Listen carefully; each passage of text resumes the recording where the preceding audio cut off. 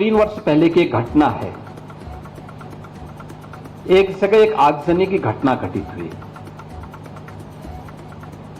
तो मैंने कहा यार देखो, ये आगजनी की घटना दिखाती है, इसकी प्रकृति दिखाती है कि इस समुदाय ने नहीं किया होगा, पुलिस वहां कार्रवाई करे। मैंने कहा देखो कार्रवाई थोड़ा रोको, देखो मैं बताता हूं अभी। मैंने कहा उसके पूरे वीडियो फुटेज निकालो।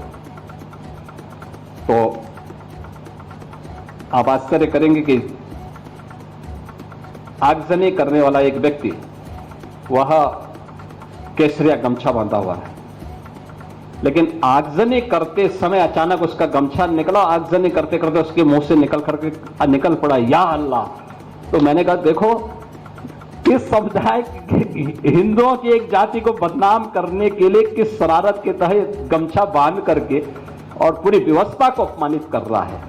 ये चीजें दिखाती है कौन लोग हैं जो फेक अकाउंट बना करके जातीय संघर्ष की स्थिति को पैदा करना चाहते हैं और उन तत्वों को, छुपे हुए उन दुश्मनों को जो समाज की शांति को भंग करना चाहते हैं, अगर हम उन्हें चिन्हित करके समय रहते हुए उनका वॉकआउट कर सकें तो समाज की एकता में बाधक ऐसे तत्वों को भी बेनकाब किया जा सकता है, राष्ट्रीय एकता को भी और सुदृढ़ हम बनाने में मदद कर सकते हैं।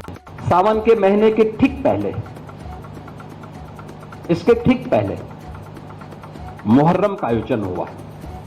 हमने एक व्यवस्था बना दी कि भाई देखो, आप ताजिया की हाइट इससे ज्यादा मत करना, इससे ज्यादा करेंगे तो देखिए फिर आप मांग करेंगे कि पेड़ की टहनी काटो, किसी के घर के छज्जे को काटो, कहीं हाई टेंशन के तार को हटाओ। अब एक आयोजन के लिए हम हाई टेंशन तार हटाएं, एक बड़े तबके के लिए, गांव के लिए या शहर के लिए बिजली बाधित कर दें, तो ये तो उन लोगों के साथ अन्याय है भाई जो बिजली बिल का भुगतान कर रहे हैं। आप बिना बिल का भुगतान किए, बिना सड़क का चार्ज दिए आप अपनी यात्रा निकालना चाहते हैं और आप इसके लिए जो है चाहते हैं कि हो जाए, या किसी का घर, किसी ने मेहनत करके अपने घर को बनाया, आप उसके बर्जे को तोड़वा रहे हैं। एक पेड़ को लगने में 40 साल 50 साल लगते हैं, आप उसकी टहनियों को कटवा रहे हैं। क्यों कटवाएंगे आप? क्या अधिकार है आपको? हमने कहा यह नहीं होगा। जौनपुर में जबरदस्ती उन्होंने बड़ा ताजिया उठाया और हुआ क्या, वो हाई टेंशन की चपेट में आया, 3 लोग मर गए। बाद में उन्होंने रास्ता जाम किया तो पुलिस ने कहा क्या करें? मैंने कहा लाठी मार करके बाहर करो इनको, क्योंकि ये लातों के भूत हैं, बातों से मानेंगे नहीं। जब हमने कहा था कि हाई टेंशन तार की चपेट में आ सकते हो, इससे ऊंचा मत करना, अपने इन्होंने किया है, आप कार्रवाई कर दो इनके खिलाफ। देखिए, एक भी जगह सोशल मीडिया में किसी ने विरोध नहीं किया, कोई ने विरोध किया। उत्तर प्रदेश में तो हम लोगों ने व्यवस्था भी बनाई हुई है कि वे अस्त्र शस्त्र से आप प्रदर्शन नहीं करेंगे, नहीं तो मुहर्रम का हर जुलूस उत्पात का, आगजनी का, तोड़फोड़ का कारण बनता था। बहन बेटियां सड़कों पे नहीं निकल पाती थी, कोई उस समय नहीं बोलता था।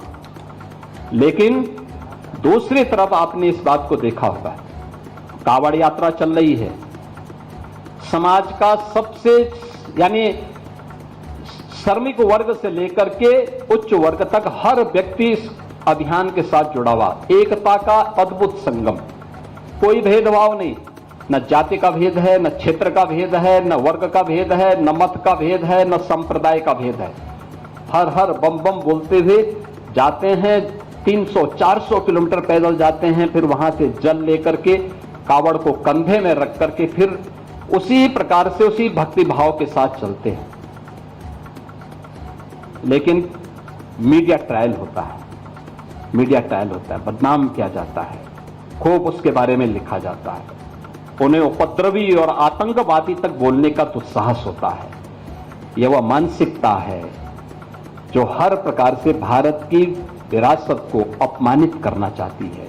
ये वही लोग हैं जिन्होंने जनजातीय समुदाय को भारत से अलग करने का प्रयास किया, उन्हें भड़काने का काम किया, उन्हें भारत के खिलाफ संघर्ष करने के लिए हर स्तर पर षड्यंत्र किए।